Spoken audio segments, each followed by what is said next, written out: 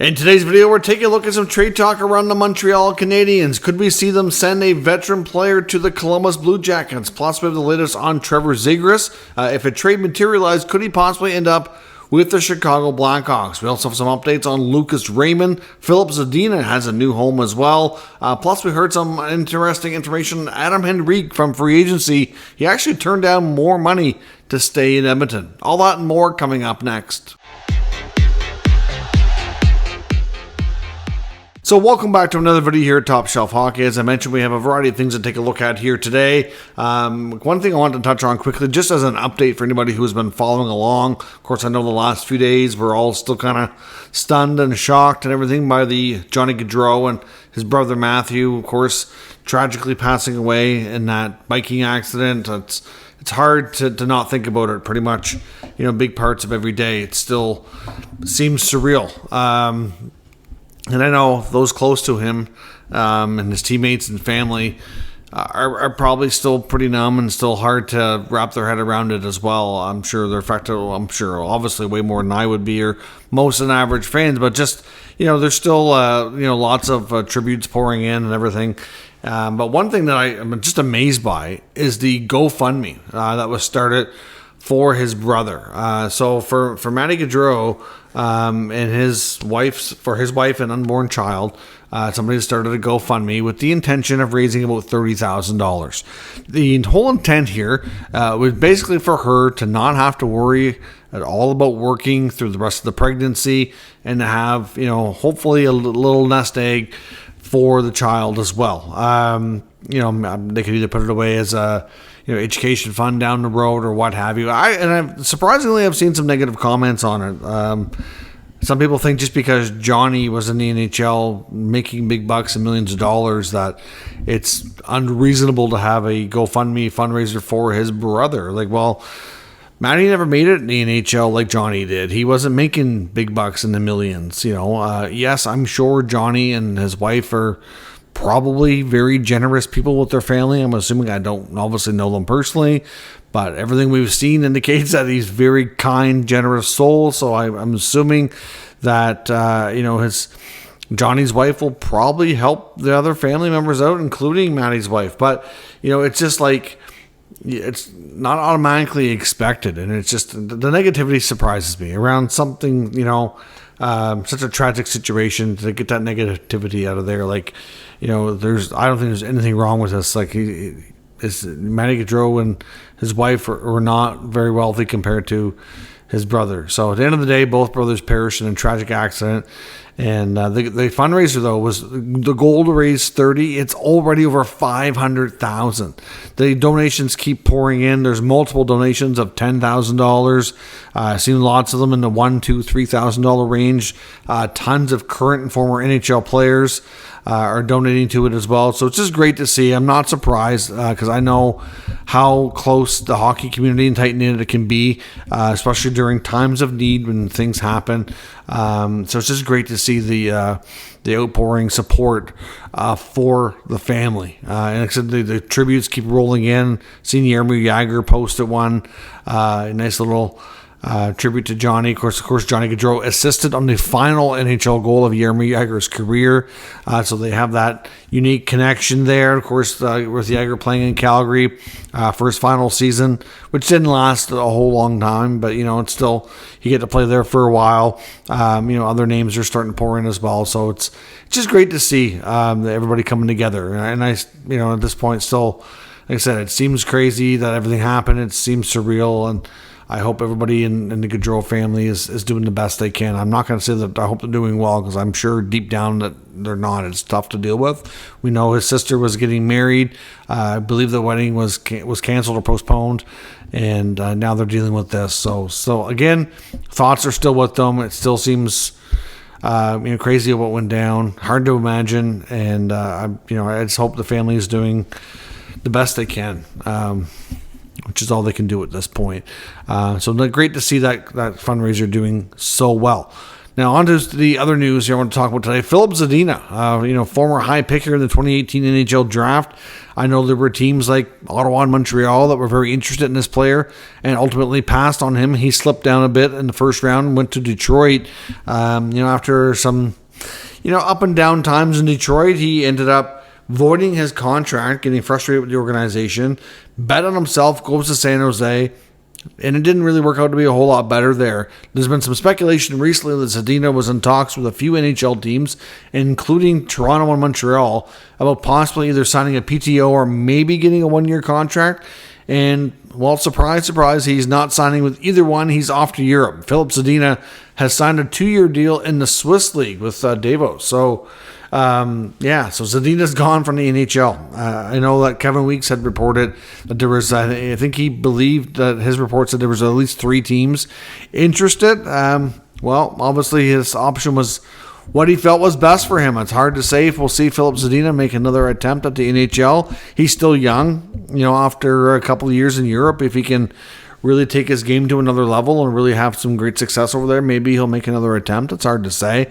But I remember hearing some Ottawa fans were wanting him to be picked over Brady Tkachuk. I know some Habs fans were hoping they'd take him over Kotkaniemi. And, hard to predict prospects sometimes. But Zadina was a player. He played for the Halifax Moosehead, so he played in the Quebec League. Of course, I'm live in New Brunswick, so there's some Quebec teams here. It's the Quebec Maritime League. We still call it the Quebec League for short, but the QMJHL is the Quebec Maritime Junior Hockey League. So with teams around here, Moncton and St. John and Bathurst, so I've gotten to see the New Brunswick teams and Nova Scotia teams a fair bit over the years, and I got to see Zadina play a few times, and he was a good player, but he was very much a perimeter player.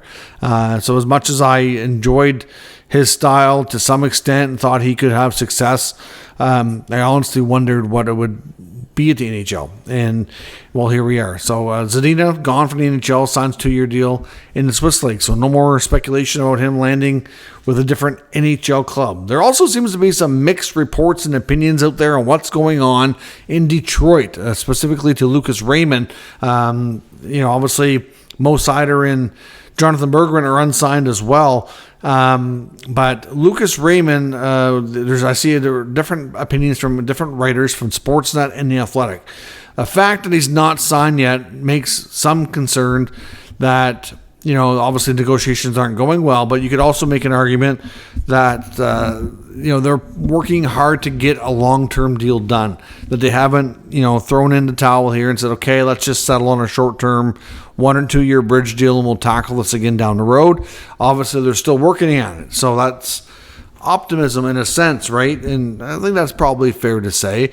But the other side of this here from the 2 different writers that I was looking at articles from is we've seen a different approach from Steve Yzerman. If you take a look at what his opinions have been recently in different interviews and how he's handled different negotiations, I think Yzerman is a GM that's not real fond of term, and not too many players seem to get it. You would think these would be 2 guys that he'd be more comfortable with, though, given their age and given the expected long-term impact and role with the franchise. Guys like Larkin got the long-term deal, but even Alex DeBrincat, last offseason only got a 4-year deal. So, DeBrincat doesn't seem to be a long-term risk. Will he be a 40-goal scorer again? It's difficult to say. But even if he's not, he'll be consistent, probably 25 to 30. He's still a good player. So, just seems like Yzerman is cautious, you could say. I think it's fair to say he's cautious with everything he does. But, is it going to end up with a bridge deal? Is that the likely solution here to kind of solve this, somewhat of a stalemate so far? Or are they going to continue working at it and actually get something done? Of course, we saw Seth Jarvis and the Hurricanes come to terms the other day. It makes you think that that's going to be somewhat of a template for Raymond. I don't know about the deferred money aspect, because there was a unique structure in that sense. And I'm sure we'll see other teams take this approach and strategy, and I'm sure eventually it's going to become a bit of a trend, especially with the bigger stars. But I don't know that it's going to be necessarily in this specific contract, right? So we'll see what happens. But ultimately, lots of optimism that he'll get signed by camp. But there's, like I said, a mixed opinion on whether it's going to be long-term or bridge and what the fact that it's taken this long kind of means. But the fact that the Red Wings still have all 3 RFAs unsigned, I think it's a little bit of a cause for concern. But like I said, we haven't hit a pressure point here just yet in the calendar.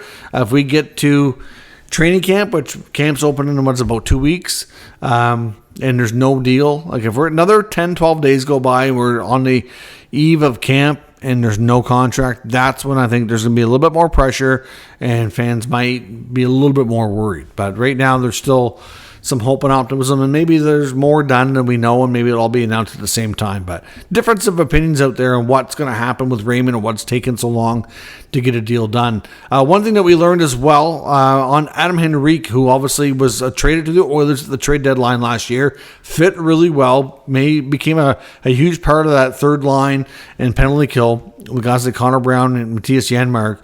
And he ended up staying. A lot of people were not real optimistic that he'd be able to make it work, but he turned down more money elsewhere to stay in Edmonton. There was a report from the Edmonton Journal saying that their connections in Winnipeg told them that the Jets were offering about $500,000 more than the Edmonton Oilers. We know the Jets were obviously looking for another centerman to play in that middle six, and Henrique was a player that we did hear that there was, during free agency before he signed with the Oilers, it was definitely out there that the Jets had interest in a few players, with him being one of them. So not surprised. He's exactly the kind of player they would have been looking for.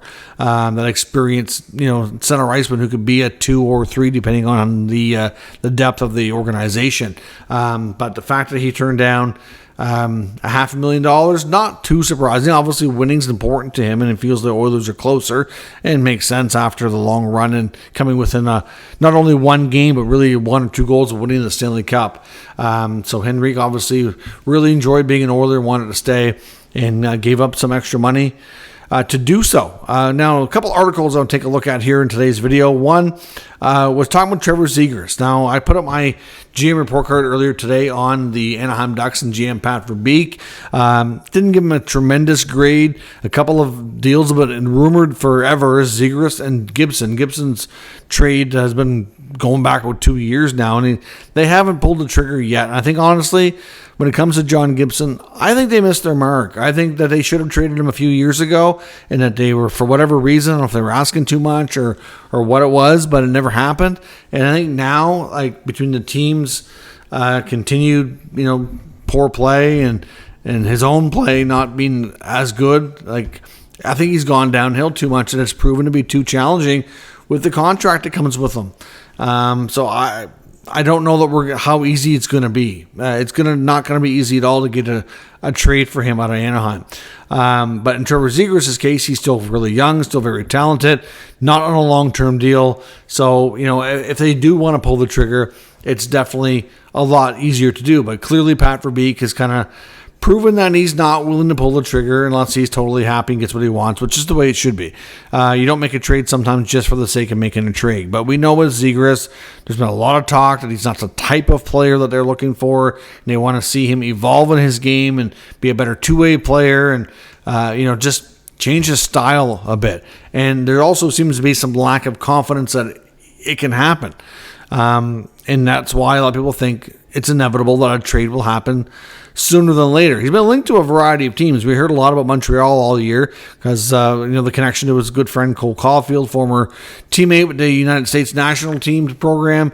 Of course, they went out and got Patrick Laine instead. And not to say that they can't bring Zegras in too, but it's a lot less likely that they would make that move after making the Laine move. So one article that I came across today that made a suggestion here of a landing spot being for Zegras that would be good would be Chicago. That he could be a tremendous line mate for Connor Bedard. And I don't doubt that could be the case. They're both incredibly skilled. Of course, Bedard is very much a shooter as well, has a wicked shot. So the two probably could play off each other quite nicely. Of course, they're building a young core there, and maybe his style of game could be better appreciated there. The article suggested the Hawks could build a package maybe centered around a prospect like Lukas Reichel. I don't know if Lukas Reichel is really living up to expectations in Chicago. So far, I think they'd definitely be open to moving him if they could find another younger player they thought was a better fit or upgrade. They have lots of other prospects they could consider, draft picks as well. I think Chicago would be well positioned from a cap perspective and a asset management perspective that they could certainly make the Ducks an interesting offer. Like Reichel could be one of the prospects, but they've got a bunch there that could be interesting, along with some draft picks to make Anaheim pause and think, maybe this is the right deal. And for Verbeek's case, like I said in the video earlier with the Ducks, I just think they should be further along than what they are. They've had 10 first-round picks in the last 6 years, and they've picked number 3 a couple of times. They picked second once. They've had a few other top 10 picks. Like out of the 10 picks, 6 of them have been top 10. Like they've had their fair share of high picks. It's time to move forward. And in all honesty, if Zegras isn't a fit there, then they need to swap him out and see what they can get back to take this team up a level. So, in all honesty, I do think I agree with the article's premise that Chicago will be a great landing spot for Zegras. Again, we'd be a great line mate for Connor Bedard. They have the assets. We don't have any, rumors to suggest that they're actually having conversations or anything that's, being worked on in the background here that we're not aware of. But I do think it's something that both teams should definitely consider. Now, another article for this one from the Hockey News kind of links us back to Johnny Gaudreau, if you will. We know that the Columbus Blue Jackets and Montreal Canadiens made a big trade not long ago, just in the past couple of weeks, trading youngster, it's fairly young, at least Patrick Laine, right? So his big contract got moved off the books. He wanted out. Montreal took the whole contract on. They were able to do so. Traded for Jordan Harris. Laine actually just arrived in Montreal and got to put on his Habs jersey for the first time just here yesterday, and get to see the room, get the tour and all that. So, that's one thing. But they already... The Blue Jackets already had tons of cap space, so they weren't worried about their cap situation. But unfortunately, something that nobody could have seen coming is after trading Patrick Laine, of course we all know, we already talked about at the beginning of the video, the unfortunate accident involving Johnny Gaudreau. So now Johnny Gaudreau's contract is no longer active. So another $9 million comes off the books. That puts them actually below the salary cap floor. Now, it's not common, like I said in multiple videos, like the Gaudreau situation has hit a lot of people hard. I'm sure there's the Jackets, the Flames, where he played and has such deep roots, his family, players around the league that he's known and been friends with, and teammates at different levels. It's going to be something that impacts this league on a variety of ways and people for many weeks, months, and years to come. He just was a very impactful person and player in a variety of ways. There's just no other way to phrase it here. So, and unfortunately for Columbus, between trading Laine and then this accident with Gaudreau, they've lost 2 really big contracts off their books, and obviously 2 important players. So this article makes a suggestion that, maybe they could turn back to the team they just made the big deal with here in Montreal, and Montreal could send one of their veteran forwards to Columbus. Obviously, Columbus I'm sure they're not really thinking about it too much right now. Obviously, with everything going on, like everybody else, they're still, kind of mourning here, dealing with grief and all that. Like, it's not something that I'm going to say it's going to happen anytime soon, but maybe around the time training camp opens, maybe we'll see them pick up another player or two. And to be honest, they kind of have to, but I don't know. Would the NHL give an exception because of the unique circumstance for them being not cap compliant? I don't know, right? I mean, it's not like they did anything to circumvent the cap. I mean, they're below the salary cap floor. The floor is $65 million, and they're at like 62.5 or something like that. So, obviously the Canadiens would love to move a veteran forward. Could it be Brendan Gallagher? Could it be Josh Anderson? Could it be Yoel Armia? Could it be Christian Dvorak? Maybe Jake Evans? You can make an argument for all of them. Now, Gallagher and Anderson have more years on their contract, probably a little bit less likely. Although Josh Anderson obviously started with Columbus. He has connections there, like he played there before. Obviously different regime now and whatnot, but at least he's has history with the club. Armia, Dvorak, less term. Maybe they go in. Maybe they're the ones that are moved. And Jake Evans, like the argument was, well, maybe Owen Beck comes in as a really good camp, and they decide, you know what, Beck's ready, Evans is expendable. Now that could still very well be the case. Doesn't mean that Columbus is the only team, obviously, they can trade with. But, obviously, like I said, because of this cap situation now, it's the fallout. Like I said, everybody's in shock and grieving and mourning phase here from the Gaudreau accident and John and Maddie losing their lives. But there is, like the article says, like as much as that's all present and everybody's still very much top of mind, there's still a business part of this game that's active and ongoing here. And, Columbus is now not compliant with the cap because of the fallout from that. So what does that mean? What are the implications? How do they react to it? And obviously, like I said, could the NHL make an exception that they don't have to? Because really, they could bring another player up, right, from the minors, but that's not going to get them over the hump. They could carry because you can only carry 23 players. I guess there's ways around it, but at the same time, you're going to look at their lineup and be like, they're down two important pieces here. Maybe having another veteran player come in would be great. Like I said, in Montreal's, obviously their argument here is they don't have to do something. Like they're okay cap-wise because they do have the Carey Price contract, but it would allow them, if they can move a contract, they may not have to go into LTIR to be compliant. If they can stay out of LTIR, they can actually accrue cap space throughout the year, and they'd be in a better financial situation. So, Anderson, Gallagher, Armia, Dvorak are all top of mind. The article says that as much as that might be tempting for Ken Hughes to try to convince Don Waddell to take Gallagher or Anderson, that Armia or Dvorak may be more likely because of the shorter term that they have on their contract, which totally makes sense. I get that.